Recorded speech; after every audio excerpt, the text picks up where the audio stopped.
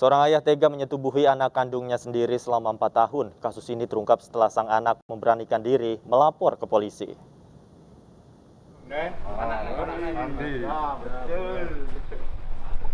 Polisi menangkap NS atau Mangsu, warga desa Kerobokan, Kecamatan Sawan, Bali. Tersangka ditangkap setelah diadukan anak kandungnya yang juga menjadi korban persetubuhan yang dilakukan tersangka selama 4 tahun. Persetubuhan dilakukan sejak tahun 2017 ketika anak kandungnya masih berusia 15 tahun. Selain disetubuhi di rumahnya, korban juga disetubuhi di sejumlah penginapan. Bapak 5 anak ini mengaku hanya menyetubuhi anak pertamanya. Udah lanjur. Oh gitu, mabuk apa mabuk? Ya, enggak minum. Oh gitu. Sudah berapa kali diajak? Beda. Berapa Pak? 4 tahun berarti ya? 4 tahun berarti ya? Diajak di rumah sendiri, Ya, apa di luar? ya di rumah. Itu istri lagi ngapain Pak? Kok bisa sama anak? Jualan. Perbuatan bejat pelaku terhadap anak pertamanya sudah tidak terhitung. Setiap mendapat kesempatan selalu memaksa anaknya untuk melayaninya dengan alasan agar tidak salah pergaulan. Sekian lama kita tahu, baru inilah baru tahu, karena setelah 4 tahun kan istrinya kan juga kerja di pasar ya, jualan nih kalau saya ini. Jadi setelah pada saat istrinya nggak ada, pelaku melakukan hal tersebut kepada anaknya. Tersangka yang bekerja serabutan selalu mencari kesempatan menyetubuhi anak kandungnya saat istrinya berjualan ke pasar. Korban yang tertekan dengan ulah bejat ayahnya akhirnya berani melapor ke polisi.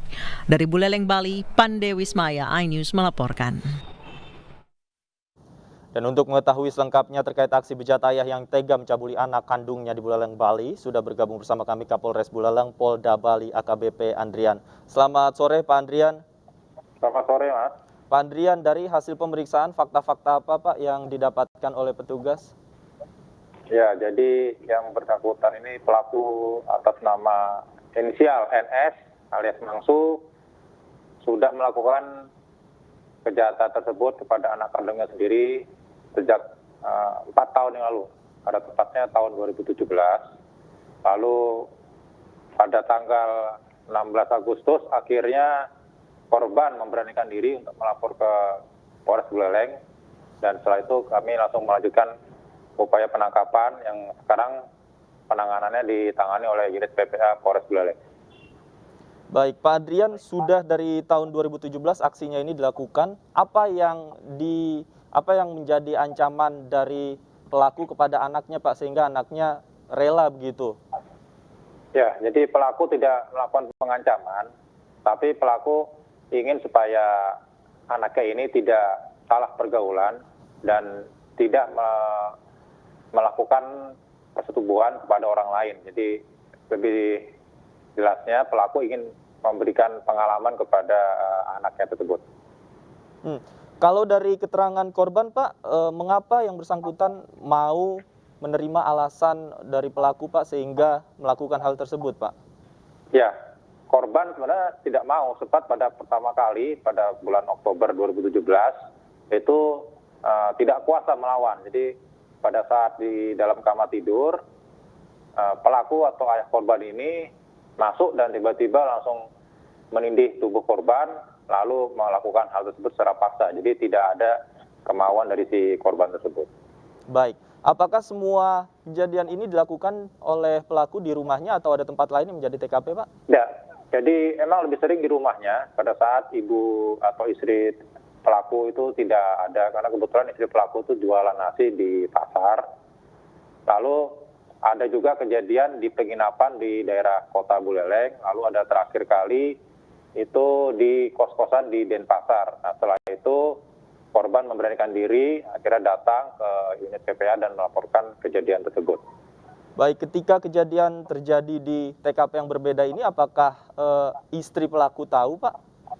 Tidak tahu. Jadi istri pelaku tahu setelah korban memberanikan diri kepada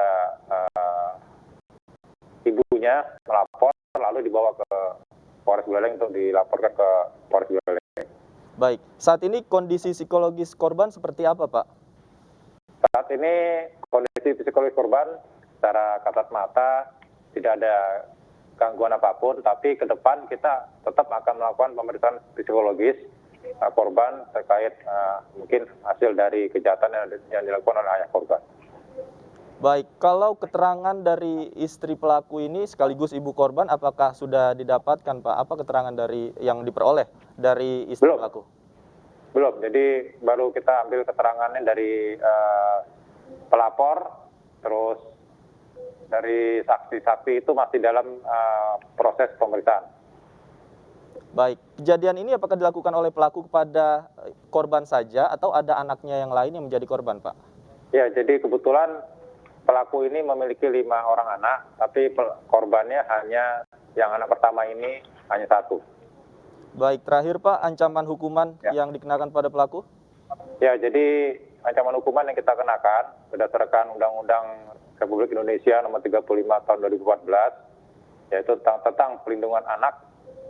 Itu ancaman hukumannya penjara paling singkat 5 tahun dan paling lama 15 tahun. Tapi karena yang bersangkutan adalah orang tua kandung atau bapak kandung, maka pidananya ditambah sepertiga dari ancaman pidana tersebut. Baik, baik. Terima kasih Pak Andrian sudah berbagi informasi bersama kami di Anyu Sore. Selamat sore.